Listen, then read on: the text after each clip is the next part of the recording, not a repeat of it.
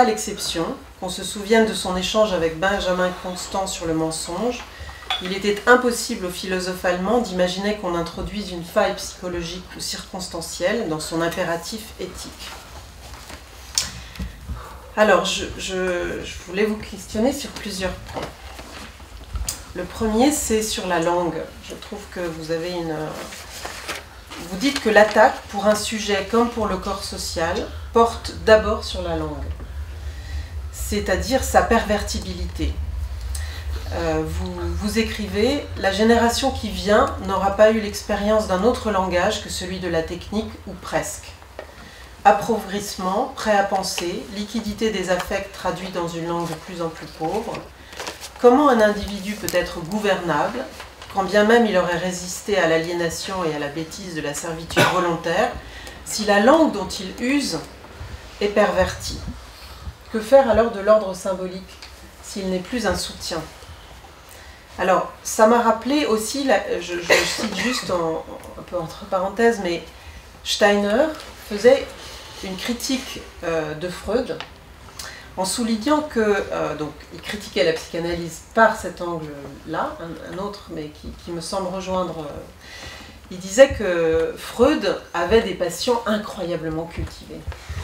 Et que la moindre allusion à Shakespeare, au mythe grec, était relevée, discutée, flamboyant, mais que c'était plus le cas de nos jours. Et que devenait la psychanalyse sans ce soubassement de la langue?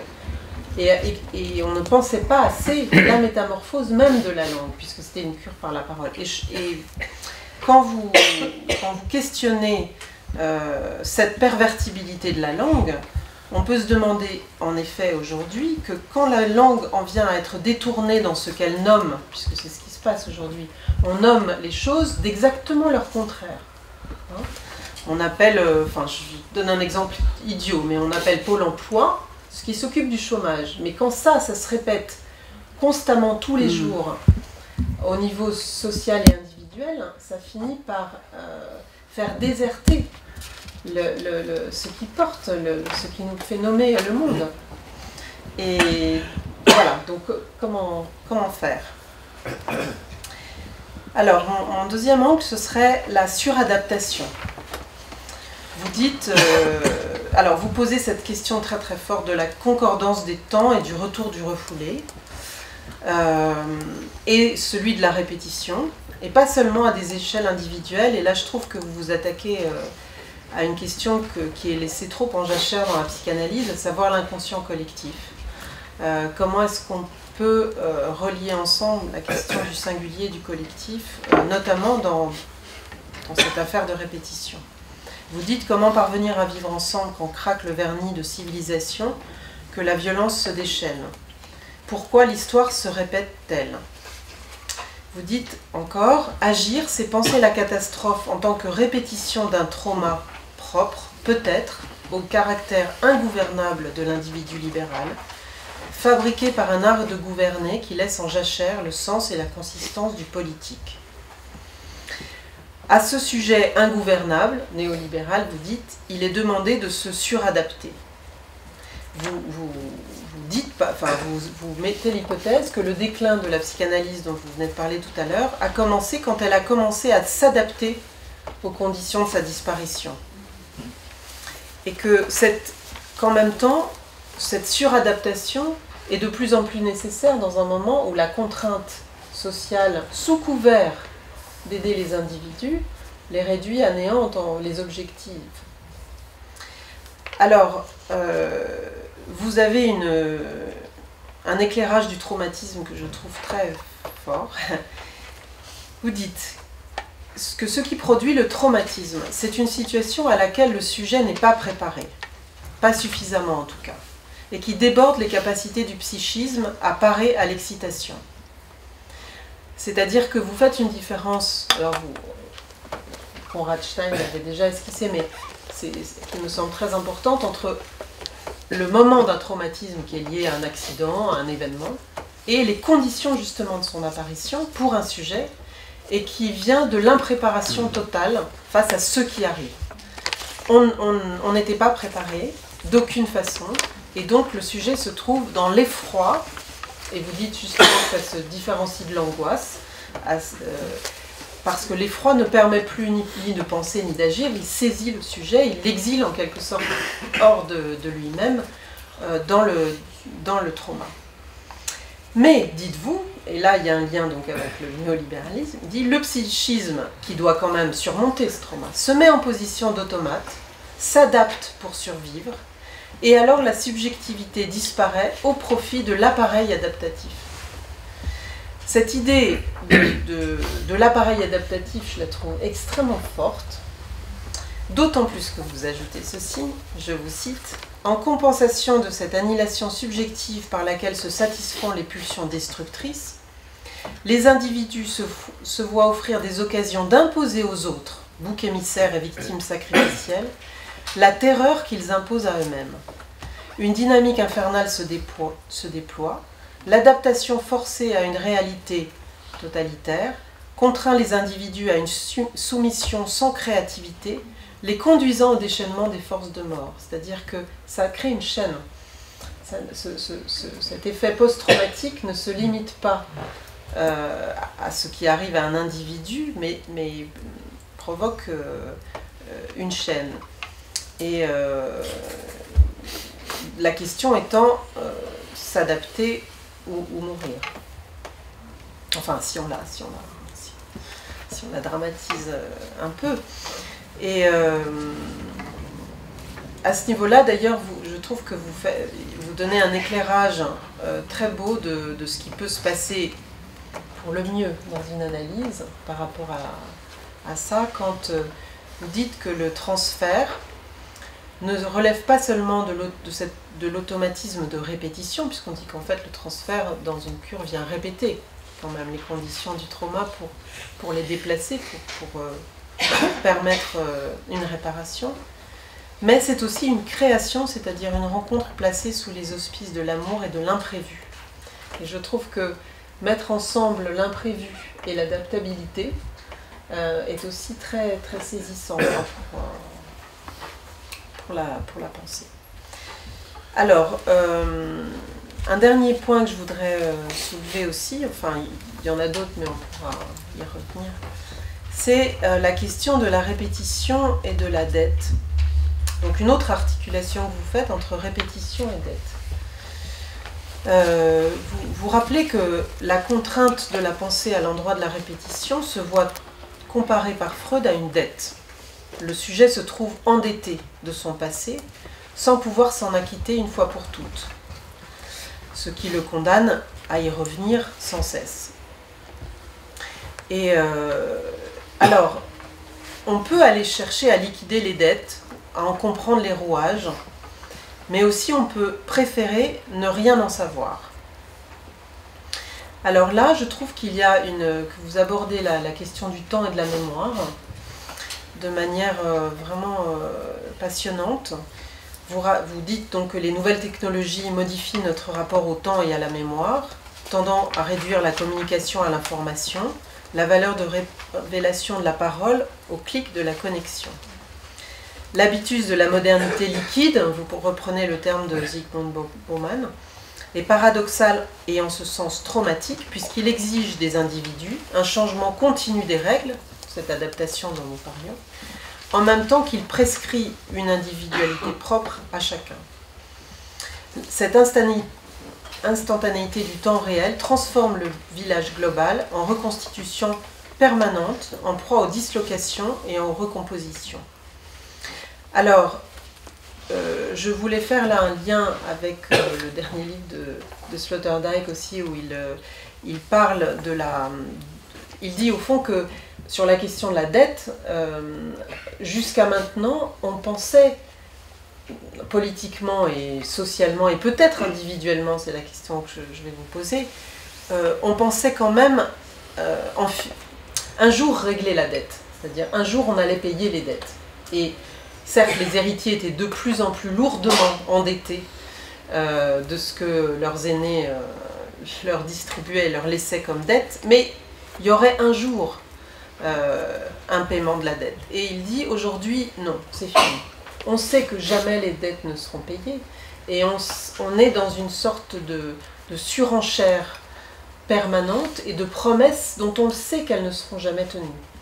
Et ça crée un hiatus, une sorte de potlatch collectif dans lequel nous serions rentrés irréversiblement, en refusant d'être les héritiers d'un passé qui pense l'avenir, et en désirant un monde sans verticalité, indéfini et plastique à l'infini. Alors, je me disais, dans la clinique d'un psychanalyste, à quoi correspondrait ce hold-up de l'avenir sur les caisses du passé? Et je me demande si la demande du soin de l'âme n'a pas changé. C'est-à-dire, j'ai l'impression qu'aujourd'hui, les patients, quelque part, nous disent « Ne nous faites pas revenir au passé. Donnez-nous un avenir délivré, non pesant, fluide, qui s'adapte à l'envie.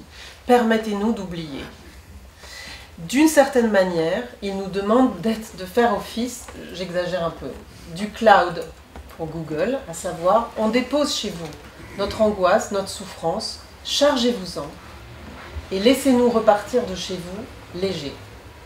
C'est-à-dire, c'est pas du tout, on va réfléchir sur soi, on va aller à la rencontre de ces traumatismes, les traverser encore une fois et prendre une dizaine d'années pour connaître notre scénario fondamental. Non, c'est permettez-nous, prenez avec vous, gardez cela dans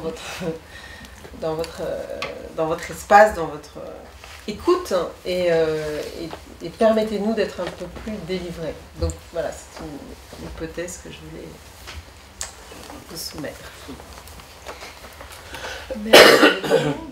Merci. Anna. Est-ce que vous êtes d'accord pour que soit vous intervenez tout de suite parce qu'il y a beaucoup de questions. Donc, est-ce que vous préférez que Vincent Nicolas ou vous préférez répondre Je vais essayer de répondre si tu es d'accord. Moi, je ne suis pas décideur ici. Hein. C'est vous qui décidez. Je vais essayer de me limiter dans le temps de réponse. Bien. Eh bien, écoutez, Anne, merci beaucoup pour votre lecture vraiment très, très serrée, qui me touche beaucoup. Et je pense que vous ouvrez en même temps, par vos questions, des choses que j'ai à peine esquissées.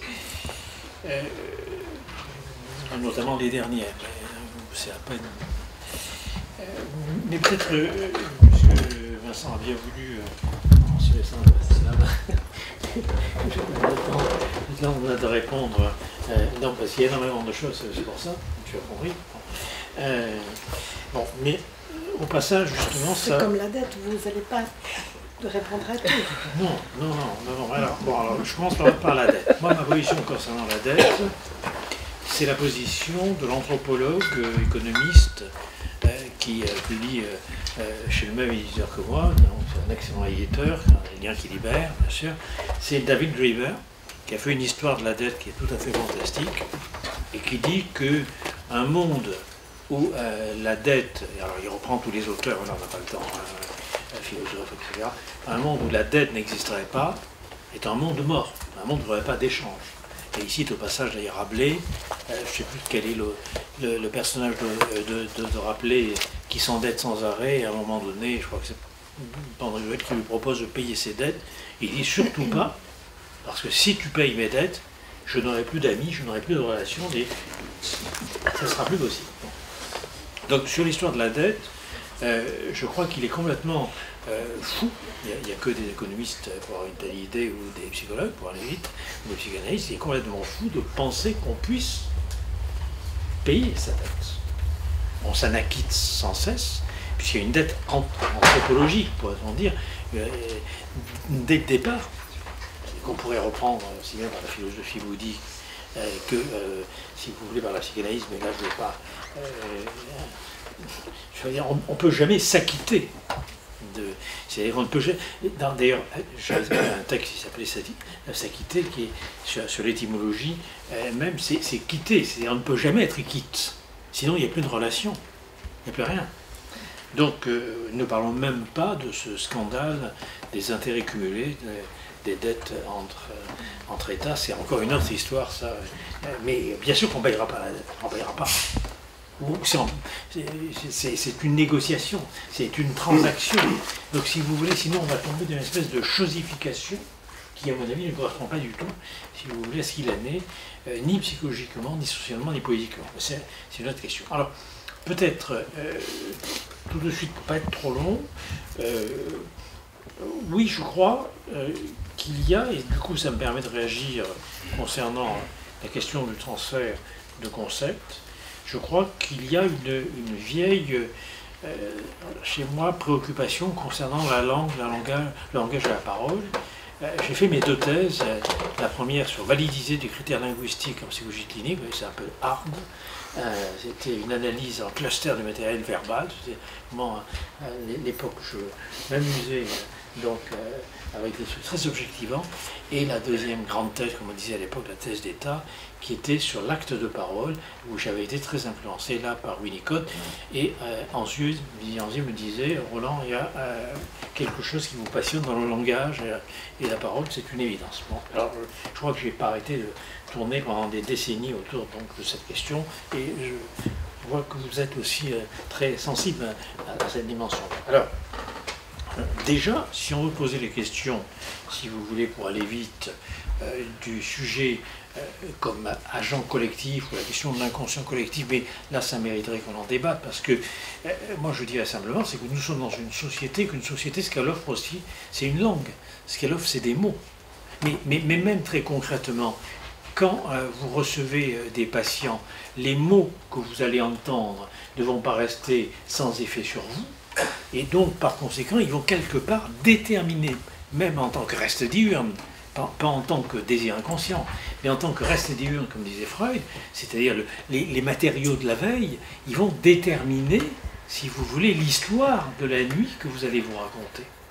C'est-à-dire que la rencontre que nous avons avec les mots, elle est productrice, elle permet, si vous voulez, d'entreprendre le rêve. Elle ne dit pas le désir du rêve. Ça va, je suis clair ? C'est ce que Freud appelle les restes diurnes. C'est les petits bouts de choses que vous avez rencontrées pendant la journée et qui vont vous servir à entreprendre le rêve. Mais l'entreprendre, le capitalisme de rêve, c'est le désir. Ça va, je suis en clair. De toute façon, il va de soi que nous rêvons aussi avec, je dirais, les mots que nous rencontrons. Alors les mots que nous rencontrons, bien sûr, des patients quand nous les écoutons, mais les mots que nous rencontrons dans les relations sociales et les mots que nous rencontrons dans une société donnée. Dans une société qui aujourd'hui va vous parler de gérer son deuil, n'est-ce pas, ou va vous parler des individus comme ressources humaines, etc. Rien que ces langages gestionnaires de machines ne peuvent pas être sans effet sur la constitution même, vous voyez, de la pensée, des sentiments, pour aller très vite, ou des formations d'inconscient, si on veut aller du côté de la psychanalyse. Donc, de toute façon, alors, effectivement, il y a la langue que parlaient les patients de Freud, le temps qu'ils pouvaient consacrer une analyse. Enfin, vous savez bien aussi la fréquence, les conditions de la pratique ne sont plus les mêmes. Donc, je crois que c'est un point important. Alors, je ne peux pas trop développer, mais je suis prêt à le faire. Je crois que, effectivement, ce qui est absolument terrible, je dirais, aujourd'hui, c'est ce que vous avez dit, alors notamment en politique, c'est-à-dire qu'on nomme les choses par son contraire, ou alors il y a une chose absolument extraordinaire dont l'ex-président de la République Sarkozy avait une habitude folle, c'est qu'il captait à un moment donné dans l'opinion publique un terme qui était porteur, et il le vidait de son sens en l'utilisant dans un contexte qui disait tout à fait le contraire. Et là, on voit bien, si vous voulez, comment il y a une véritable attaque, pourrait-on dire, concernant la langue. Alors, l'autre chose qui est absolument terrible aujourd'hui, c'est ce qui se dépose, et ça rejoint votre dernière question, ce qui vient se déposer, je dirais, dans les mots, et, je dirais, le lien que le sujet a avec les mots qu'il prononce. Je cite toujours, on ne voudrait pas, je deviens un peu guette sans doute, mais cette phrase de René Char, les mots qui vont surgir savent de nous ce que nous ignorons d'eux. Bon, je vais prendre le risque de parler devant des poètes. Et je crois que c'est un point qui est important. Aujourd'hui, on a l'impression qu'il faut produire sans arrêt du nouveau. C'est-à-dire que c'est un peu comme si la parole en politique ou ailleurs était à responsabilité limitée au moment où on la prononce. Ce qui montre comment justement la parole se trouve réduite quelque part à l'information. C'est toute la thèse de Benjamin. N'est-ce pas, si vous vous souvenez, l'information n'a de valeur qu'au moment où elle émerge. Et aujourd'hui, effectivement, nous sommes dans un dispositif d'infobésité, où on accumule, si vous voulez, sans arrêt des informations ou des connexions, mais on n'a pas le même, là aussi un problème de dette, on n'a pas le même rapport avec la parole qu'on prononce. D'ailleurs, c'est vraiment étonnant.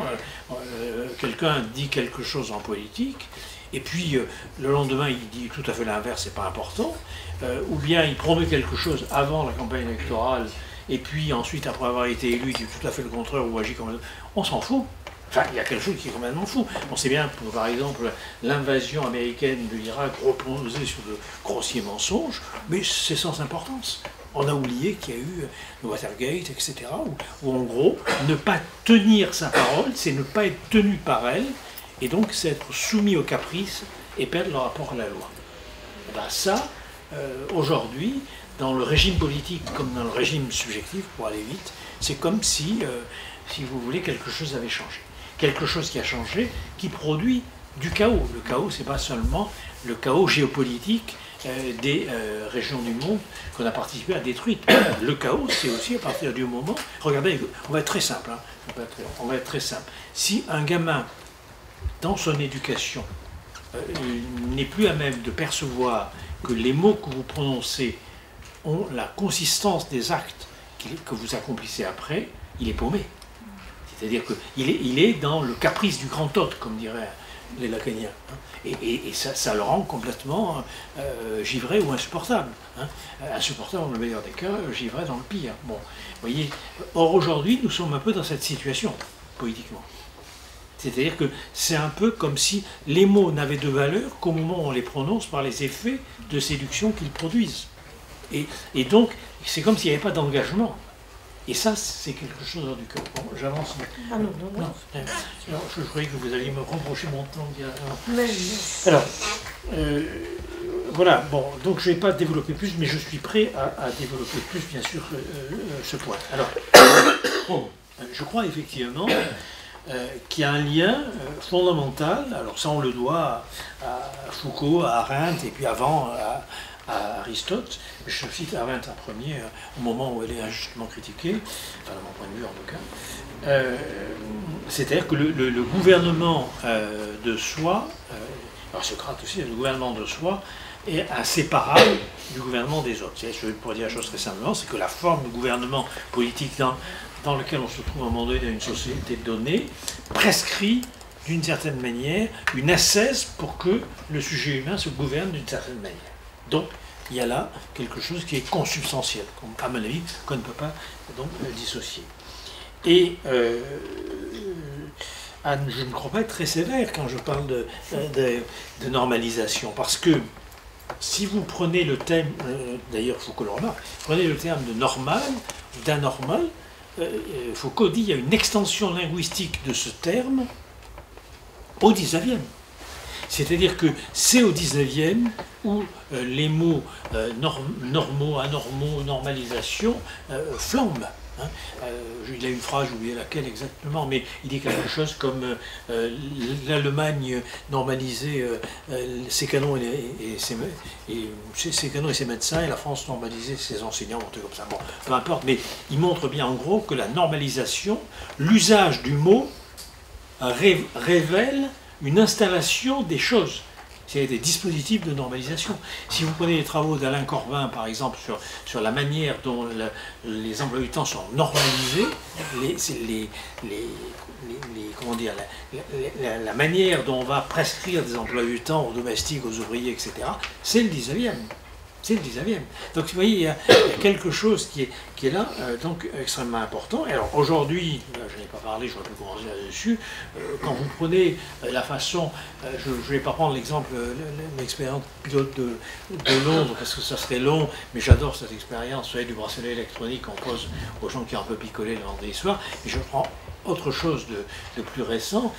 Vous savez que le assureur italien a proposé à ses assurés d'enregistrer leurs données comportementales et en échange d'une bonne conduite baisse les primes d'assurance. Bon, et vous avez un très beau dessin dans Le Monde où vous voyez un type en train de dîner avec sa femme, il reçoit un appel, elle lui dit c'est qui, et il répond c'est mon assureur, il me demande si c'est vraiment raisonnable de prendre une deuxième fois du plat. Vous avez là quelque chose qui est quand même de l'ordre d'une normalisation technique extrême, qui est le rêve du 19e. N'oubliez pas Ernest Renan disant enfin on va se débarrasser de la politique, on va pouvoir administrer scientifiquement l'humanité. N'oubliez pas aussi, n'est-ce pas, 1870 je crois, je le cite dans le bouquin, le livre de Poutot, cet ingénieur, patron républicain et autres, qui dit « Il n'y a rien de plus moral que la machine, c'est elle qui va éduquer l'ouvrier ». C'est plus le prêtre, c'est plus l'instituteur, c'est la machine. La machine va prescrire les comportements moraux, les comportements adaptés. Donc cette normalisation, à mon avis, et je vais rapidement clore sur ce point au moins, la normalisation technique, elle vient en lieu et place d'une solution humaine des problèmes sociaux, politiques et subjectifs qu'on rencontre. Donc, en gros, je vais être très concret, hein, les mesures sécuritaires, on peut être pour, on peut être contre, on va pas en discuter, mais pourquoi elles sont là? Elles sont là parce qu'elles sont palliatives à un lien social qui s'est délité et qui pouvait donner un sentiment de sécurité, voire une réalité sécuritaire. Il y a des lieux où vous ne risquez rien, je dirais, parce que de toute façon, le tissu social, pour de bonnes ou de mauvaises raisons, mais il est suffisamment dense pour savoir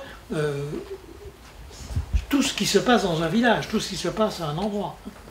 Donc, pour aller très vite, cette normalisation, elle va s'accroître si nous ne pensons pas cette impensée anthropologique du libéralisme, avec sa nouvelle version néolibérale. Alors, très vite, si vous voulez, et en même temps je réponds au transfert de concept. Le transfert de concept, pour moi, je le rapprocherai de quelque chose sur quoi j'avais beaucoup travaillé dans d'autres bouquins, mais là je n'en ai pas parlé, c'est la catachrèse. La catachrèse, si vous voulez, c'est une figure du langage, c'est un trope, qui est que quand vous êtes face à une réalité nouvelle, il n'y a pas de mots. Par exemple, lorsqu'un préfet à Paris décide que les Parisiens doivent ramasser leurs ordures et les mettre dans un conteneur, on ne sait pas comment l'appeler, on va l'appeler du nom du préfet, il s'appelait poubelle.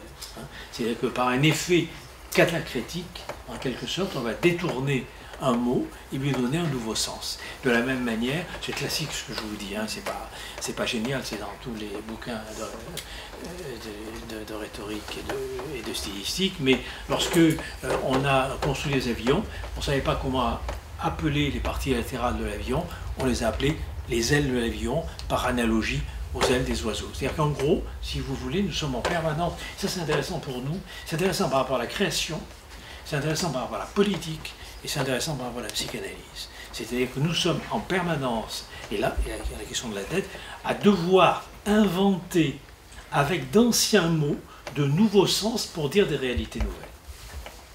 Et là, vous avez le transfert. J'avais fait une communication sur Easy où je critiquais un peu Lacan qui parlait du transfert comme métaphore, et je disais, c'est parce qu'il ne connaît pas la catachrèse. Le transfert n'est pas une métaphore, c'est une catachrèse. C'est-à-dire qu'il s'agit vraiment, il y a une puissance symbolique d'inventivité dans la catachrèse qu'on n'a pas dans la métaphore. Bon, je ne vais pas vous en parler ce soir, parce que c'est encore toute une vieille histoire, ça. Alors, très rapidement sur deux autres points, parce qu'il y a énormément de choses dans, bien sûr, les questions que vous m'avez posées. La question de la mémoire, elle est très importante, et également cette question des nouvelles technologies. c'est pas à vous, Anne, qui est philosophe, j'apprendrai la réserve de Platon par rapport à l'écriture, par exemple, ou de Socrate par rapport à l'écriture. C'est-à-dire que c'est comme s'il y avait eu à ce moment-là une externalisation de quelque chose qui devait constituer la mémoire du sujet. Or aujourd'hui, effectivement, nous sommes de plus en plus, je dirais, externalisés de notre subjectivité par les possibilités immenses que nous offrent les nouvelles technologies. Alors, effectivement, si je fais le lien, pour aller vite terminer là-dessus, si je fais le lien avec ce que vous avez dit, ce qu'on peut constater, c'est que les patients viennent déposer quelque chose aussi parce que c'est un lieu où ils se sont offerts du temps pour se rendre compte qu'ils existaient psychiquement. Et que donc, à la limite, ils ne vous demandent surtout pas de leur renvoyer de nouvelles informations, de nouvelles interprétations, parce qu'ils en ont ras-le-bol toute la journée, ça défile sans arrêt, et ça n'apporte pas un zeste, ni d'ontologie, ni d'émancipation. Ils demandent simplement, au contraire, vous voyez, à ce niveau-là, ils sont plus winnicottiens, je dirais, que freudiens, et ils viennent déposer quelque chose à quelqu'un qui est un autre du langage, hein. C'est pas la personne qui est une pauvre personne qui vient corporifier cet autre du langage, mais ils viennent déposer quelque chose qui finalement garantit quelque part l'existence de cette réalité psychique très malmenée par nos conditions sociales d'existence. Voilà, pour aller très vite, ce que je peux bafouiller par rapport à vos questions, parce qu'il y a énormément de choses, mais je ne veux pas priver Vincent d'un temps d'intervention. Peut-être juste un point. Freud a lui-même évolué là-dessus. C'est-à-dire que j'avais fait un travail il y a déjà quelques années, je l'appelais Freud pragmatiste malgré lui, où je reprenais justement cette histoire de théorie des langages et de théorie des discours. On voit bien comment, quand vous prenez par exemple l'article de 1937 sur la construction, Freud a une position, il dit nous avons attrapé la cape de la vérité avec l'appât du mensonge. Freud a une position à partir de laquelle on sent bien qu'il ne croit plus que l'interprétation qui donne du sens est essentielle dans la cure, mais que c'est les effets du dire qui produisent une mutation sur la dynamique même du discours du sujet. Et ça, c'est un truc fantastique, parce que ça veut dire que, si vous voulez, c'est moins le sens qu'on peut apporter. Je veux dire, à la limite, quand vous apportez du sens à ce que dit un patient, vous le dépossédez de quelque chose. Là-dessus, moi je suis très winnicottien, vous le dépossédez de quelque chose. Alors que si vous pouvez, par rapport à ce que vous allez dire, non pas vous saisir du sens de ce qu'il manifeste ou de ce qu'il dit, mais le réactiver la puissance symbolique de ce qu'il est en train de dire, là, vous faites un travail fantastique. Et c'est pour ça que je suis très, très attaché à Winnicott, même si je ne partage pas un certain nombre de choses, lorsqu'il dit que la nourriture frustre l'enfant de son appétit, dit Winnicott, il rajoute « c'est une patiente anorexique qui m'a appris ça, et elle me l'a appris en fonction du danger de trop interpréter ». C'est-à-dire, on voit bien comment l'interprétation vient spolier quelque part la puissance créatrice, justement, du patient. Donc, aujourd'hui, encore plus que du temps de Winnicott, hein, c'est un article qui date un peu, mais encore plus que du temps de Winnicott, il est peut-être important, dans notre pratique, de réactiver un foyer de puissance symbolique, et non pas de transmettre une histoire, un scénario ou un sens, qui serait d'ailleurs la plupart du temps imaginaire, mais ça c'est toujours notre problème. Merci de ces réponses, de ces précisions et surtout de cette dernière considération sur l'interprétation qui est très juste, qui est d'ailleurs lacanienne, je suis désolée, mais Lacan a dialogué avec Winnicott jusqu'aux années 60 et quelques, c'est pas pour rien, parce que pourquoi je le souligne, parce que ça touche la conception du temps, qui était quelque chose de très important chez Freud et chez Lacan, Et donc, effectivement, les gens viennent demander d'être allégés, et pour cause, et ils ont absolument raison. Mais peut-être il faut, comme vous le dites à votre manière, voir que le passé, quand ils disent qu'ils ne veulent pas revenir au passé, ils ont raison. Ce qui se passe dans une analyse est toujours nouveau. L'amour de transfert est véritablement un amour. Il n'y a pas de différence très importante. Et donc, on ne revient pas dans le passé comme dans une anamnèse médicale. Et je vous remercie de ces précisions qui sont très importantes. Je passe tout de suite la parole parce que le temps est à vous maintenant, mais on a le temps, on a le temps. Donc, merci, je suis très heureux d'être ici. C'est beau, psychanalyse et transfert culturel, parce qu'il y a des années et des années que j'essaye de vous ajouter dans le domaine, emprunter des disciplines très diverses et de les marier avec la psychanalyse. Et il se trouve que cette semaine est réédité un de mes livres qui s'appelle La névrose de classe.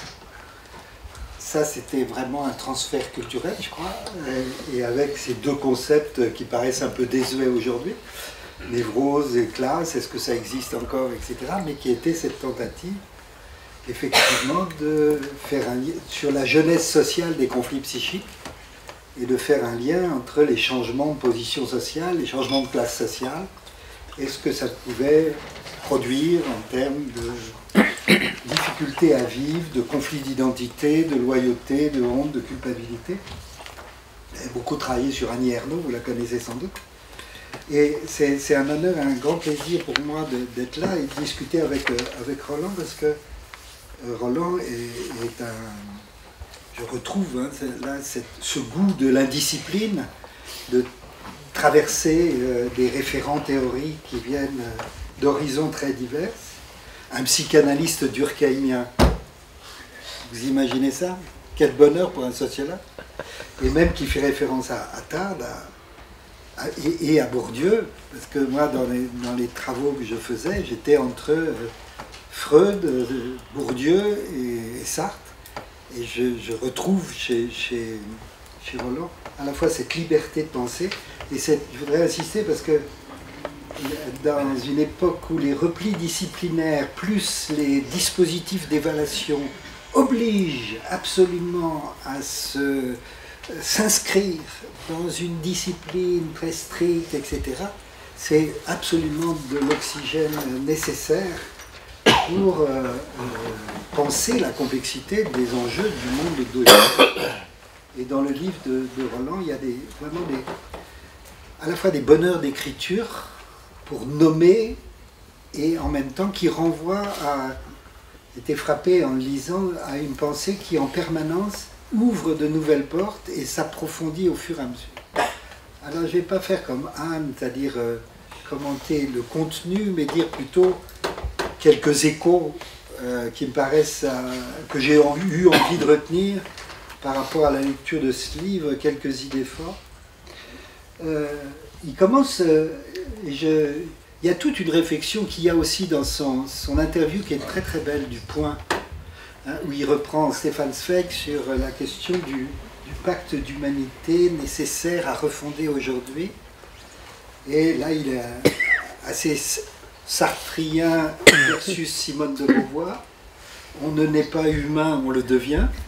Alors c'est à la fois une banalité complète et en même temps je trouve qu'aujourd'hui c'est magnifique de le dire de cette façon-là. Il y a toute une réflexion effectivement sur qu'est-ce que ça veut dire être sujet aujourd'hui, et dans les débats sur l'identité heureuse, l'identité malheureuse, etc. Enfin, de dépasser ces espèces de débats qui nous empêchent de penser, qui font partie qui figent à un moment donné les choses.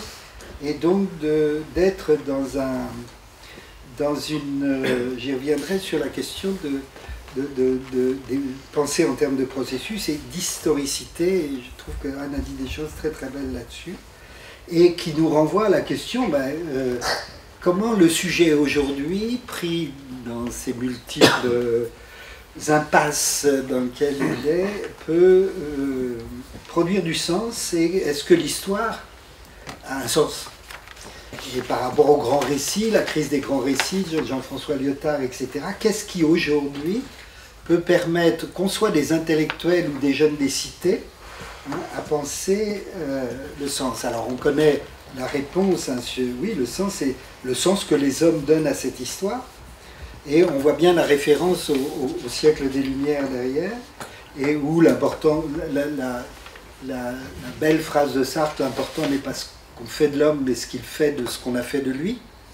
Et moi, une hypothèse qui m'est chère, qui est que l'individu est le produit d'une histoire dont il cherche à devenir le sujet.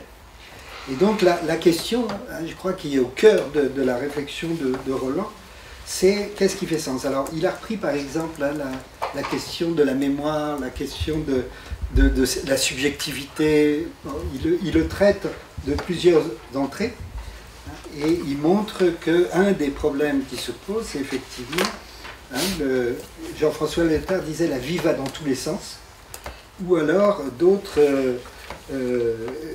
cette banalité de la perte du sens. Et je suis très intéressé parce que vous dites par rapport aux patients qui viennent aujourd'hui en psychanalyse pour essayer de se poser et de se dire qu'ils existent et de retrouver une existence subjective, une existence psychique, etc.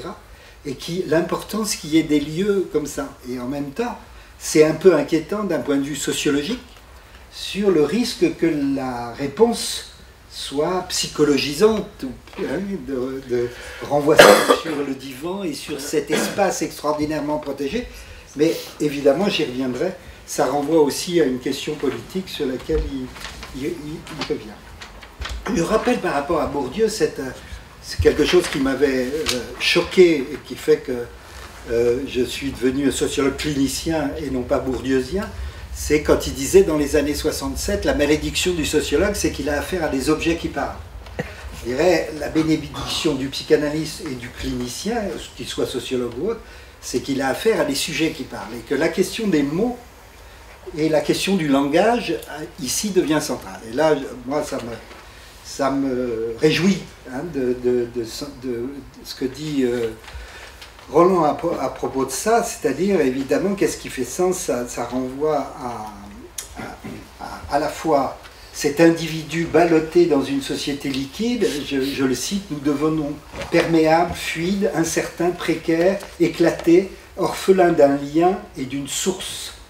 Et je crois que dans cette société liquide qui ballotte l'individu, le sujet, hein, comme un bouchon à la dérive, si on reprend Bauman ou d'autres, il y a effectivement, quelles sont les pistes qui permettent de redonner sens à ce qui se passe. Alors là, moi, je ne peux que souscrire, mais ce n'est pas la première fois qu'il le fait, hein, pour avoir beaucoup bataillé sur cette société malade de la gestion et cette idéologie managériale qui empêche de penser et qui effectivement, hein, dans cette course en avant pour pouvoir adapter les individus à la culture de la haute performance, hein, à cette folie d'un pouvoir qui gouverne selon les calculs, hein, et selon la rationalité instrumentale, d'un positivisme arrogant, je cite, hein, et de sa prétention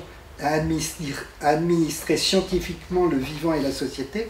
C'est-à-dire ce qu'il a dit tout à l'heure sur la technique à la fin du 19e, c'est aujourd'hui, on retrouve la même chose, mais au cœur de ça, c'est vraiment l'idéologie managériale et toutes les approches adaptatives, et ça vous concerne évidemment très fort, qui cherchent plutôt à éliminer le symptôme plutôt qu'à le comprendre. Et en détruisant le symptôme, on détruit le sens que le sujet peut donner à son symptôme. Et on l'empêche effectivement, hein, de penser. Alors, la pratique des oxymores et la question du langage, bon, je vous en donne des exemples parce que j'ai beaucoup développé ça dans le capitalisme paradoxant. C'est-à-dire, non seulement ça empêche de penser, mais ça enferme le sujet, hein, dans une suite indéfinie d'injonctions paradoxales dans lesquelles il est pris, mais qui continue lui-même à produire. Alors, vous en avez cité quelques-uns, mais la dernière campagne électorale, le faire plus avec moins, qui est devenu une banalité, c'est terrible. Hein. Je vous en cite quelques-uns. Vous avez cité Pôle emploi, mais il y a maintenant, on ne parle plus de plan de licenciement, mais plan de sauvegarde de l'emploi. On ne parle plus d'évasion fiscale, mais d'optimisation fiscale. Je vous en donne les derniers que j'ai retenus. L'austérité prospère. La robustness vulnerability, hein, la vulnérabilité robuste. C'est comme ça que les managers doivent. Ils doivent être à la fois vulnérables pour être dans l'émotion, le sens, etc. Et en même temps robustes et forts. Et puis l'excellence durable. Et l'excellence durable, c'est terrible, parce que l'excellence durable, c'est pas seulement que ça nous met... Hein, comment on peut être, je résume, mais être excellent, c'est être hors du commun. Si on est tous excellents, que devient le monde commun? Et si on devient excellent durablement, effectivement, hein, ça détruit le monde commun. Et en même temps, ça met chaque individu dans quelque chose d'impossible. J'ai une de mes doctorantes qui a fait sa thèse sur comment les gens des cabinets ministériels de gauche comme de droite sont contaminés par l'idéologie managériale. Et il y a un directeur de cabinet qui lui dit « Je rêve d'une France de 60 millions de Laure Manodou ». C'était il y a 10 ans. Je rêve d'une France de 60 millions de Laure Manodou. D'abord, vous imaginez la France 10 ans après le moment où Laure Manodou a fait ses résultats. Et ensuite, cette espèce de folie de penser qu'effectivement, hein, cette course en avant pour l'excellence, etc., va faire société, alors que c'est elle qui produit le symptôme de Lance Armstrong, qui a été excellent pendant 8 ans, mais il a triché, comme tout le monde triche aujourd'hui pour être excellent, que ce soit UBS, HSBC, Volkswagen, etc., où aujourd'hui mon laboratoire est évalué, hein, comme beaucoup d'entre nous, etc. Et tout le monde triche et tout le monde sait qu'on triche pour donner des indicateurs d'excellence qui ne correspondent absolument pas à la réalité. Alors, Roland a beaucoup travaillé hein, sur cette obsession de l'évaluation et tous ces effets pervers. Je voudrais juste donner là, par exemple, la question de la qualité, hein, qui est le management par la qualité, qui se traduit par deux choses totalement paradoxales, c'est-à-dire que les gens sont obligés de remplir des matrices et de calculer en fonction de ce qu'ils appellent des concepts, puis des critères, puis des sous-critères, puis des items, puis des sous-items, etc., qui doivent mesurer et traduire en termes quantitatifs. Donc la qualité se traduit par une quantophrénie aiguë, hein, qui traduit tout en termes de calcul et de performance. Et l'autre chose, c'est que pendant qu'ils font ça, ils ne travaillent plus. C'est-à-dire que le faire de la qualité empêche de travailler et de faire du beau travail avec, vous connaissez, ce décalage permanent entre le prescrit d'un côté, hein, toutes ces normes qu'on nous impose, et le réel de l'autre, et qui fait qu'on n'arrive plus, on est pris dans quelque chose qui, au nom de la qualité, nous empêche de travailler. Alors, j'en viens à là où je voudrais compléter par rapport à ce qui a été déjà dit, c'est la question du politique, parce que la question du politique est centrale dans son livre. Hein, et il dit dans la lignée d'Hannah Arendt, les masses livrées au chaos du fait de la perte de repères s'offrent aux chefs, fussent-ils délirants. Et ça me frappe beaucoup parce que je l'ai vu d'abord dans les multinationales. C'est-à-dire combien, en fait, on a beaucoup parlé des pervers narcissiques, etc., mais que les grands patrons, ils sont tous bipolaires, ou ils sont tous délirants, il faut l'être pour atteindre ces niveaux de pouvoir.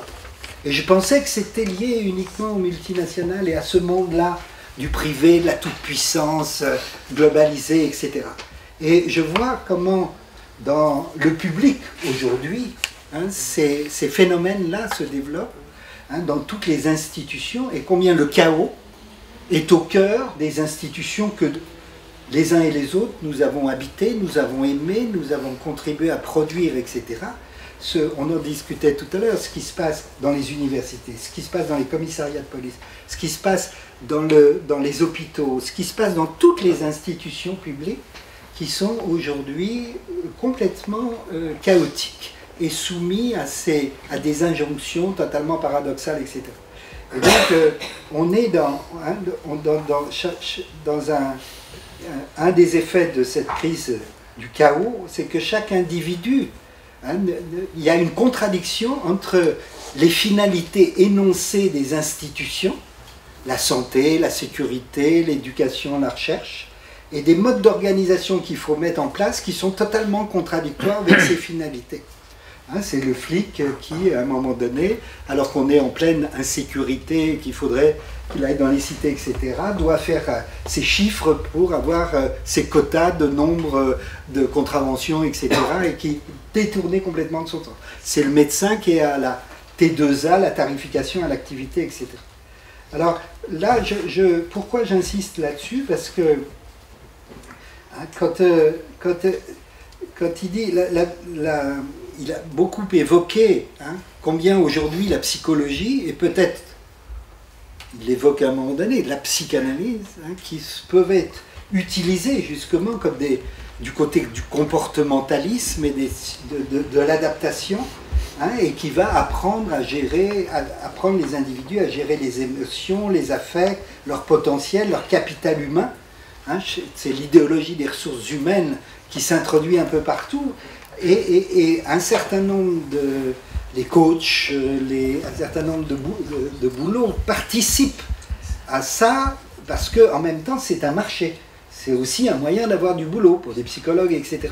Et en même temps on voit bien les contradictions dans lesquelles ils sont, entre d'un côté quelque chose qui dénature les valeurs qu'ils attachent à bien faire leur métier, et en même temps ils voudraient faire autrement, mais ils sont pris dans quelque chose qui participe au fait de valoriser son capital humain, développer ses potentiels. Vous connaissez les techniques pour rendre son stress productif, par exemple. Pour lutter contre le stress toxique, c'est celui qui empêche de travailler, et pour rendre le stress productif ou des choses comme ça. Alors, moi je suis évidemment d'accord avec ce diagnostic, hein, et la question que j'ai envie de renvoyer à Roland par rapport à ça, hein, c'est quand il dit « pour que le monde commun puisse exister », c'est-à-dire qu'on retrouve ce qui est au fondement de la politique, selon Hannah Arendt, hein, de construire un monde commun, de faire société, de faire lien, il faut qu'une parole vivante existe. Elle est le fondement de la subjectivité et la première condition de la politique. Et là, la psychanalyse, à condition qu'elle ne soit pas rapatriée dans le champ des technologies de l'adaptation, on est d'accord. Et puis, il y a ce qu'on essaye de faire, me semble-t-il, ensemble à l'appel des appels, c'est-à-dire de développer les mots pour dire et pour donner la capacité aux acteurs de mieux comprendre les contradictions et les paradoxes dans lesquels ils sont, et donc d'une pensée qui ne peut être que critique. Il y a aussi l'art, etc. Mais ma question c'est, et on le voit bien avec la campagne électorale, qu'est-ce qui fait que la parole politique aujourd'hui tue à ce point-là la parole vivante? Qu'est-ce qui fait que, et comment réenchanter en quelque sorte le politique, ou comment lui redonner ce qui est sa source primaire sur penser l'organisation de la cité? Alors moi je suis très intéressé sur ce qui a été dit tout à l'heure, sur justement la nécessité pour notre santé mentale à tous que les mots aient de la consistance et qui débouchent sur de l'action, sur de la cohérence. Et je suis frappé par le fait que les mouvements sociaux que l'on peut voir ici et là, qui émergent à certains moments, Nuit debout, cet été au printemps en France, mais beaucoup suivi le printemps érable, hein, Los Indignados, les parapluies de Hong Kong, etc. Un peu partout. Ce qui me paraît tout à fait intéressant, et je voudrais avoir l'avis de Roland là-dessus, c'est qu'il y a une recherche permanente de cohérence entre ce qu'on dit, ce qu'on fait et ce qu'on pense. Et la façon de le faire. Michel Foucault le disait d'ailleurs par rapport à Solidarność, ils n'ont pas seulement lutté pour le droit, pour la liberté, pour la démocratie, ils ont lutté par le droit, par la liberté et par la démocratie. Et ça, il me semble que cette piste-là, de retrouver cette cohérence et cette consistance-là est tout à fait importante. Et puis je termine sur là. J'ai adoré ce qu'Anne a dit, et en même temps je trouve ça très intéressant par rapport à l'avenir de la psychanalyse, quand elle a dit que les patients venaient aujourd'hui avec une demande « donnez-nous un avenir délivré du passé ». Et effectivement, ça renvoie pour moi à toute une réflexion sur la crise de l'historicité. C'est-à-dire, en même temps, ça, c'est pas possible. C'est-à-dire, c'est pas possible de construire un avenir qui soit pas inscrit quelque part dans la capacité à comprendre comment les contradictions du présent ont été construites par un passé et qui va déterminer l'avenir. Et c'est justement là où l'individu peut être sujet de son histoire, et pas seulement produit de cette histoire, c'est quand il arrive à faire autre chose que ce qu'on a fait de lui. Et là, il y a pour moi un nœud tout à fait intéressant sur l'avenir de la psychanalyse, c'est-à-dire si effectivement la demande elle est là, hein, de donnez-nous un avenir, alors donnez-nous peut-être enfin en tout cas délivrez du passé par rapport à cette anxiété terrible, hein, du sentiment d'impuissance que beaucoup d'entre nous et d'entre eux peuvent sentir par rapport à cette difficulté à agir sur le monde tel qu'il est, hein, et agir, et donc de retrouver une parole vivante qui soit en même temps en cohérence avec l'action. Et ça, c'est une question politique majeure pour moi, et j'aimerais bien avoir les réactions de Roland par rapport à cette question. Merci beaucoup de tous ces commentaires et je passe tout de suite la parole parce que j'aimerais bien que le public puisse poser des questions aussi à Roland. Oui, merci Vincent. Le problème c'est que, évidemment, comme on travaille déjà depuis un certain nombre d'années de temps ensemble, on est assez proches et je ne sais pas trop comment me débrouiller avec ce que tu as dit, puisque il faut que j'arrive à partager un petit peu ce qui t'est propre de ce qui est propre. Enfin, c'est pas commode. Donc je commencerai par dire deux choses. Deux choses qui sont beaucoup plus simples, c'est que je n'ai pas, c'est pas un interview que j'ai donné dans Le Point, mais c'est un article que dans j'ai Politis, pardon. Non, c'est un autre. C'est dans Le Monde où j'ai parlé de Zweig. C'est-à-dire que Julie Clarini m'a demandé, elle m'a dit, quel est l'auteur en cette période trouble que dont vous pourriez conseiller la lecture. C'était juste avant les vacances. Je crois qu'ils ont demandé une dizaine de personnes. Quel est l'auteur. Bon, et moi, spontanément, j'ai dit c'est Zweig, parce qu'effectivement, je trouve que c'est vraiment celui qui, on peut ou pas apprécier Zweig, notamment par rapport à ses positions politiques à certains moments, bon, c'est un peu plus compliqué, mais il y a des choses fantastiques, et notamment Conscience contre violence, où il raconte les démêlés de Castellion avec Calvin, et il décrit vraiment une ville totalitaire, enfin Genève sous la férule de Calvin. Ça ressemble terriblement au parti totalitaire. Et il y a une phrase que j'aimais beaucoup de Zweig, qui cite d'ailleurs justement Castellion, qui dit tuer un homme, ça n'est pas défendre une doctrine, c'est un homicide. Bon, enfin bref, je vais fermer la parenthèse, mais c'est juste pour dire que c'était pas donc dans le. Alors, d'autre part, on ne n'est pas humain, on le devient. Je suis désolé, mais c'est pas moi, c'est mon ami Camille Laurens. Camille Laurens a fait un livre qui s'appelle Le Grain des mots, qui est une petite merveille, vous connaissez, qui est une merveille.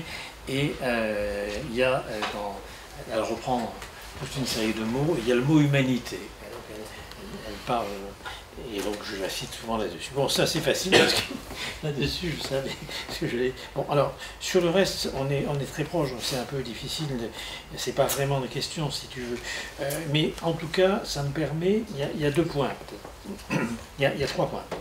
Le premier point, ça me permet de reprendre la question de la rationalité instrumentale, effectivement,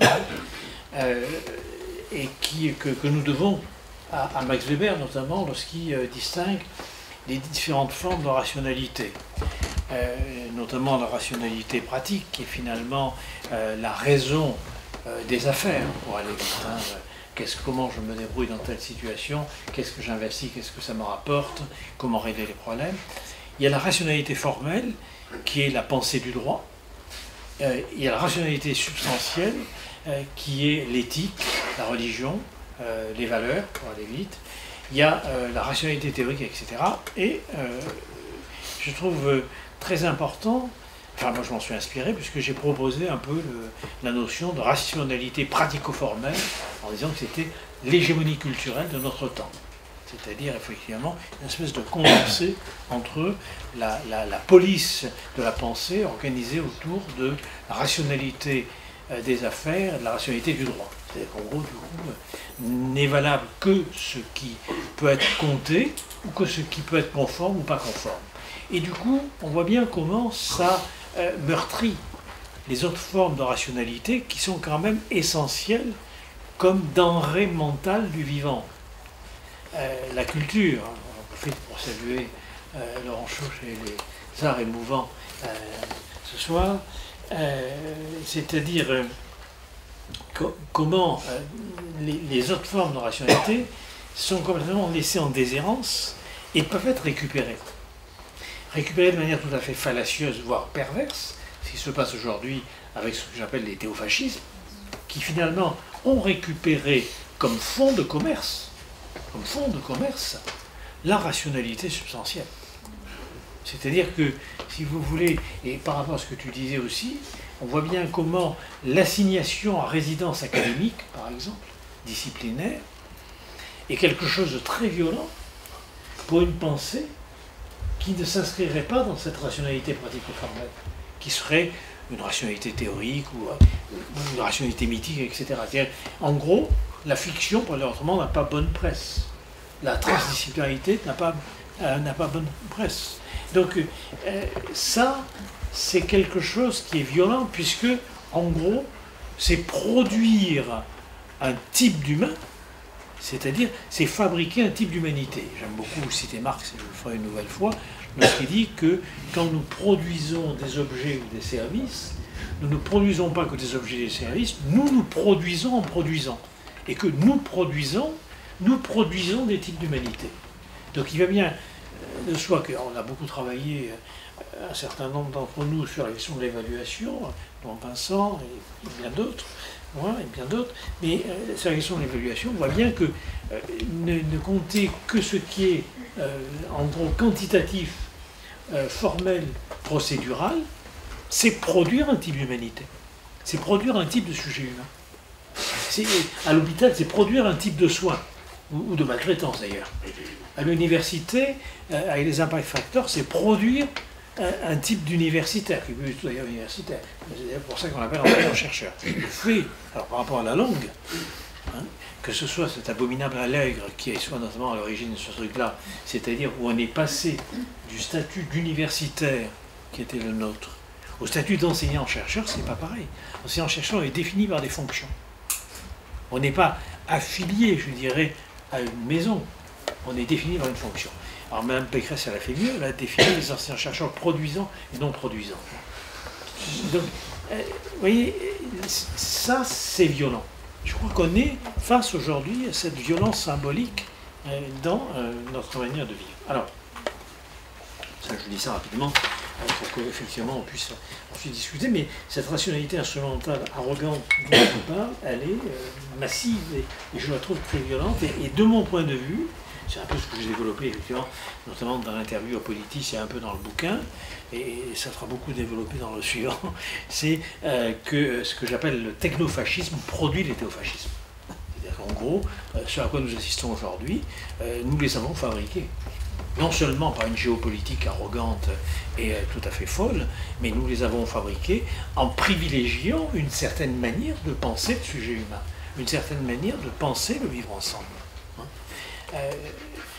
Et ça, c'est un point qui est très important, c'est-à-dire que ces théofascismes qui émergent aujourd'hui, ils sont inséparables justement de ce technofascisme, c'est-à-dire, alors par fascisme, et ça, Anne l'a formulé admirablement tout à l'heure, effectivement, c'est pas une période historique telle que je le conçois, vous avez eu une phrase, Anne, je la retrouve, mais voilà, c'est une tendance sociale et psychologique. C'est pas limité, et ça c'est un point important. On l'a chez Barthes, quand Barthes dit la langue est fasciste parce qu'elle n'interdit pas de dire, mais elle oblige à dire. Et je crois que c'est un point important. Alors, bon, là on va pas en parler ce soir, mais moi beaucoup intéressé au débat qu'il y a eu autour de la notion de fascisme à la française avec Ziv Sternel, qui était très critiqué par un certain nombre d'historiens, notamment français.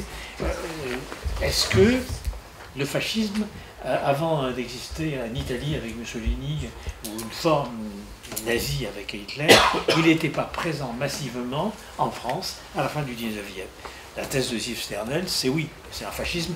Le laboratoire d'idées du fascisme, c'est la France à la fin du 19e, et ensuite il est institutionnalisé, je dirais, en Italie, en Allemagne, etc., et ailleurs. Bon. Moi j'adhère à cette thèse.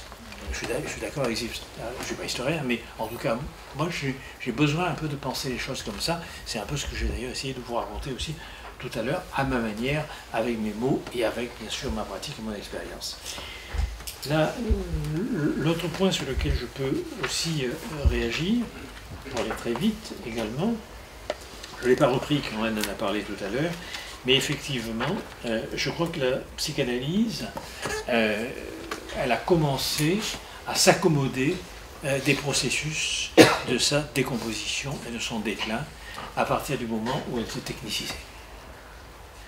Je crois que, si vous voulez, vous savez qu'Hannah Arendt n'aimait pas beaucoup la psychanalyse et elle détestait la psychologie puisqu'elle considérait que dans ce désert produit par la disparition du monde commun, c'est-à-dire par l'altération des possibilités politiques de vivre ensemble au moyen des actes et des paroles symboliques, un peu ça, le désert, l'atomisation, c'est la pulvérisation de ce tissu symbolique qui permet aux humains justement d'échanger politiquement. Eh bien, elle dit, le propre de la psychologie, c'est d'adapter les humains à ce désert. Donc c'est pas d'empêcher le désert, ou c'est pas de repeupler le désert, c'est de les adapter. Et je crois que c'est vraiment, enfin de mon point de vue, ce qui s'est produit à la fois au niveau, je dirais, de la politique de la psychanalyse, lorsqu'elle s'est technicisée, lorsqu'elle a voulu être reconnue comme technique médicale. C'est un point qui est aussi très important. Enfin, c'est bien tous les débats qu'il y a eu dans l'histoire de la psychanalyse là-dessus. Il y avait une très belle phrase de Rank que j'aime beaucoup, qui disait de Freud, c'est un artiste authentifié par la médecine. Et je crois que ça montre bien la bipolarité fondamentale, si vous voulez, de la psychanalyse. Et c'est un point qui me paraît aussi important, c'est-à-dire que je crois qu'il ne faut céder sur aucun des deux points. Reconnaître à la fois ce côté de fiction de la théorie analytique qui est essentiel, mais bien évidemment aussi le côté proprement thérapeutique au sens très fort. Si j'avais le temps, je vous ferais une distinction entre le médical et le thérapeutique, mais c'est un autre problème. Ça, c'est important. Au niveau de la pensée aussi, dans la transmission d'analyse, c'est une dimension importante. C'est-à-dire que si vous prenez, pour prendre un exemple très simple, et après j'arrête là, c'est un exemple très simple, c'est comment se transmet la psychanalyse. Vous prenez Freud. Pour Freud, la psychanalyse se transmet par la pratique de l'analyse, bien sûr en tant qu'analysant, est-ce qu'on cesse d'ailleurs l'analysant, c'est un problème, mais aussi, dit Freud, par la pratique avec les patients. C'est-à-dire qu'il pose l'analyse didactique, non pas comme elle va être posée dans les associations, les institutions, les trucs comme ça, mais il pose des échantillons d'analyse, des fragments d'analyse. Et bon, ça c'est notre point, mais en gros, l'analyse est interminable en tant que processus, et quand Austin parlait de l'analyse au-delà du temps des séances, c'est un processus, et ça n'est pas, en gros, quelque chose qu'il y a à faire, comme on aurait à passer sa communion pour devenir catholique et être converti, on ferait son analyse didactique pour devenir analyste. C'est pas ça du tout. C'est là où ça a commencé comme une espèce de technicisation. On poursuit son analyse, on poursuit son travail analytique dans la pratique que l'on peut avoir avec des patients. C'est un point important. Et François Perrier disait d'ailleurs, il y a dans une séance d'analyse 2 analysants, un dans le fauteuil et l'autre sur le divan. Je crois que c'est un point essentiel, et je crois que, pour terminer, ce que j'ai aussi essayé de montrer à plusieurs reprises dans ce bouquin ou dans d'autres, c'est que la solution technique qui se veut en quelque sorte soignante de la violence la produit. Alors, je ne suis pas technophobe, hein, je vous rassure tout de suite. J'adore tous les petits instruments, les petites bébêtes technologiques, et ce n'est pas le problème, c'est pas ça. C'est en gros, lorsque on n'a plus d'autre solution dans une société que la réponse technique, je crois qu'à ce moment-là, on est dans une spirale de violence infernale. Merci beaucoup. Est-ce qu'il y a des questions dans la salle? Oui, vous pouvez vous rapprocher un petit peu parce que... Merci.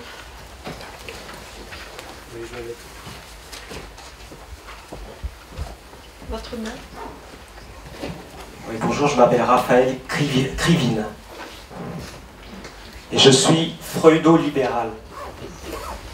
C'est un néologisme intéressant quand on rencontre des freudo-marxistes. Et en fait, merci beaucoup pour vos interventions qui sont riches et approfondies. Et j'avais 2 questions. Alors, tout d'abord, bon, 2 remarques et puis des questions. La première remarque sur le 19e siècle, je me dis effectivement, tout ce que vous avez dit, on a tous l'image des temps modernes, c'est vrai. En même temps, on se rappelle aussi du 18e siècle, et puis des gens qui crevaient de faim dans les campagnes, qui ne vivaient pas longtemps. Donc on est quand même passé, je ne sais pas, en Angleterre, de 5 millions d'habitants à des dizaines de millions, et ça donne aussi un angle de vue différent. Sur Freud libéral, je suis complètement d'accord, hein, c'est lui qui parlait de laisser faire pour son discipline, les 2 mots étant employés en français. Et donc, je suis tout à fait d'accord avec vous. Freud, quelque part, était libéral, et surtout, il était dans une matrice libérale, la matrice viennoise. Et quand on fait des petites recherches, on s'aperçoit par exemple que le prof de philo qui l'a plus influencé, c'est Franz Brentano. Et Franz Brentano, c'est intéressant aussi, était copain de Karl Menger, fondateur de l'école autrichienne d'économie. Donc il y a aussi des choses assez intéressantes à creuser. Donc en fait, 2 questions, parce que je ne vais pas monopoliser la parole. La première, c'est est-ce que vous avez lu, parce que le libéralisme, c'est peut-être des libéralismes, parce que vous avez lu, il y a des libéralismes, pas le libéralisme, est-ce que vous avez lu des bouquins de ces auteurs économistes libéraux de la même génération que Freud, par exemple Ludwig von Mises, L'action humaine? Bon, la question serait intéressante de savoir si ça fait partie de votre bibliographie. Et puis ensuite, l'autre question, c'est de dire, vous êtes très très critique sur le système actuel, et on se dit, qu'est-ce qu'il y a d'autre? Je suis d'accord avec vous que la psychanalyse constitue en quelque sorte un contre-pouvoir, au libéralisme, comme le syndicalisme, un contre-pouvoir individuel peut-être. Mais après je me dis, quelle est l'alternative? Le socialisme, bon, autre forme de totalitarisme, c'est sûrement pas ce que vous préconisez. Donc je me dis, mais où vous voulez en venir? Parce que l'individu irrationnel, comme vous dites, s'il détient tous les pouvoirs à la tête de l'État, on se dit, si on donne trop de pouvoir des individus à la tête de l'État, ils ont le sens de l'intérêt général, mais comme ils sont irrationnels, ça peut peut-être donner des trucs bizarres. Donc il vaut mieux peut-être au contraire un État plus restreint, en tout cas, et qui permette finalement aux individus d'être plus libres.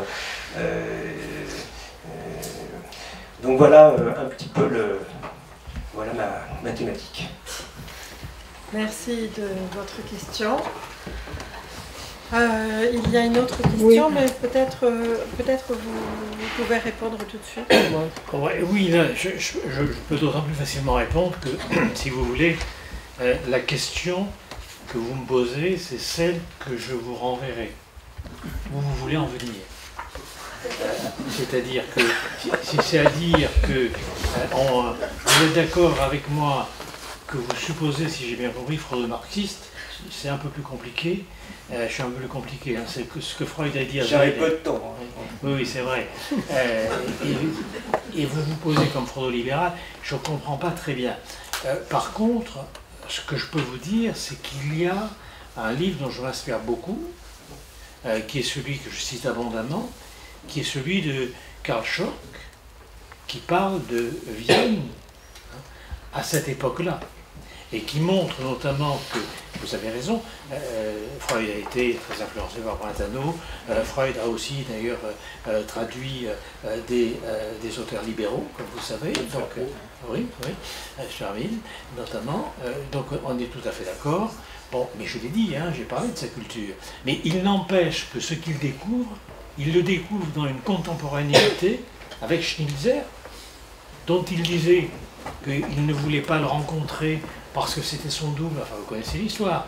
Bon, il est très proche de Zweig. Zweig est celui qui a d'ailleurs prononcé notamment le discours, l'éloge funèbre à Londres au moment de la mort de Freud. Enfin bon, bref. Donc, ce que je veux dire, c'est que honnêtement, je voyais pas très bien où vous vouliez en venir et comment j'allais me dépatouiller avec ce que vous avez dit pour être très franc. Non, voilà. Alors ensuite, non, je dirais que je ne vous laisserai pas, si vous le permettez, m'assigner à résidence. Comme disait Foucault, je n'ai pas une morale d'état civil. Donc je suis aussi bien influencé, effectivement, par Marx, mais aussi par Hannah Arendt, mais aussi par Foucault, enfin plein d'auteurs. Par contre, je trouve que la destruction que produit aujourd'hui le néolibéralisme dans le monde, sur le sujet humain, est quelque chose qui me répugne. Et je suis désolé de le dire aussi brutalement. Et alors, dans mon prochain bouquin, si vous le lisez en janvier, vous verrez que j'essaie de faire la démonstration que le néolibéralisme a tué le libéralisme. C'était mis en évidence que justement, les principes, si vous voulez, libéraux qui sont opposés, ont été détruits par le néolibéralisme. Alors, ensuite, l'État, je ne pense pas que nous ayons ce soir, les uns et les autres, parlé d'État. Nous avons parlé, si vous voulez, de monde commun. Ce qui n'est pas du tout la même chose. C'est pas du tout pareil. Je ne suis pas pour la restauration d'un État fort, totalitaire, c'est pas ça. Hein. Je veux dire, ce dont il s'agit, c'est comment créer les conditions d'une autre culture où la parole, le récit, l'histoire, des choses aussi essentielles qui fabriquent le sujet humain, soient réhabilitées. Donc vous êtes un optimiste, parce que vous pensez que la psychanalyse peut faire pendant au discours destructeur du néolibéralisme. Non, non, non. Vous savez, on me traite souvent de pessimiste. Vous me traitez d'optimiste, Diana, j'en suis ravi. Et j'ai toujours la même réponse, je suis désolé, c'est de dire que mon optimisme, c'est l'organisation du pessimiste. Du pessimisme. Je suis Gramscien aussi, au passage. Mais Gramsci, comme vous savez, c'est pas la même chose que le matérialisme marxiste aussi. Bon, c'est plus compliqué. Donc, je pense que la psychanalyse a vraiment été une chance et qu'elle pourrait participer, mais pas seule. Je veux dire, il y a les soins, il y a les arts, il y a la justice, il y a plein de choses qui peuvent participer à recréer les conditions d'un monde commun qui ont été altérées par une bande de fous, à mon avis, que constitue l'école de Chicago, à l'économie. C'est pas hostile, je suis très optimiste par rapport à la psychanalyse malgré tout, parce que s'il y a quelque chose, un espace où un millimètre de liberté peut être récupéré, c'est dans le discours analytique, pour le sujet, la liberté pour le sujet. Il y a une autre question. Ça marche? Oui. Moi, je veux simplement répéter la question adressée par Vincent de Gaulle-Jacques à Roland Gori. Qu'est-ce qui fait qu'à ce point, la politique tue la parole vivante? Évidemment, c'est une question énorme, mais il me semble que c'est au cœur de ce débat. Et ce qui me travaille, c'est comment pouvons-nous, en tant que citoyens, et préoccupés par le commun, comment pouvons-nous retrouver notre puissance d'agir? Pardon? Brigitte Petzold.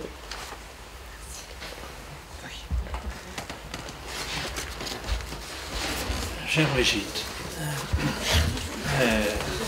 non, mais on se connaît depuis un certain temps. Je crois que, si vous voulez, nous avons aussi un peu les politiques que nous méritons. Je m'explique. Les politiques que nous avons aujourd'hui sont soit des fondés de pouvoir, pour aller vite, des marchés financiers, je vais être très brutal, soit des effets d'une société de la marchandise et du spectacle. Donc les discours qu'ils prononcent à un moment donné sont là pour vendre une marchandise électorale afin d'obtenir des parts du marché. Et si vous voulez, alors c'est là où je suis d'accord avec vous, où la psychanalyse pourrait, je dis pourrait parce que je ne crois pas que ce soit automatique, c'est un peu... Non, bien sûr.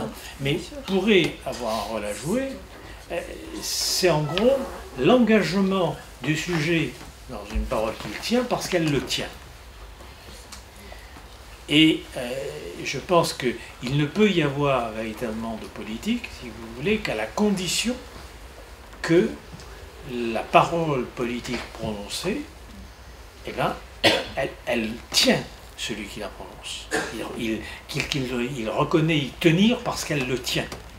Or, ça, aujourd'hui, c'est pulvérisé. On n'a pas le temps, mais je pourrais vous reprendre la question, effectivement, de la discordance des temps, je pourrais reprendre la question de la mode, je pourrais reprendre plein de choses, qui est que c'est un rapport au temps, un rapport à la temporalité qui est en jeu. C'est-à-dire que c'est un peu comme si la parole politique, soit elle était du côté simplement de l'épidictique d'une gestion, encore une fois c'est un vieux rêve au XIXe siècle, soit elle est quelque chose qui est de l'ordre d'une marchandise.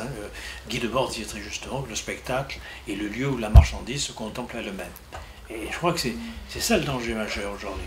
Le danger qu'on risque, c'est ça, si vous permettez, je ferai juste un dernier mot, c'est quand même, bien évidemment, les gens ne sont pas idiots, et donc ils n'ont plus confiance. S'ils n'ont plus confiance, ça veut dire qu'ils n'ont plus foi dans les institutions qui sont les nôtres, et les paroles, et les lieux où une parole politique peut être prononcée. Et là, c'est très dangereux, parce que alors là, pour le coup, on risque effectivement les totalitarismes. Pour le coup, on risque l'émergence de mouvements totalitaires, populistes, racistes, etc. C'est ça qui me paraît aujourd'hui dangereux. Et ça, bon, j'ai essayé un peu de le montrer aussi dans le bouquin, par rapport à la question de la normativité nazie.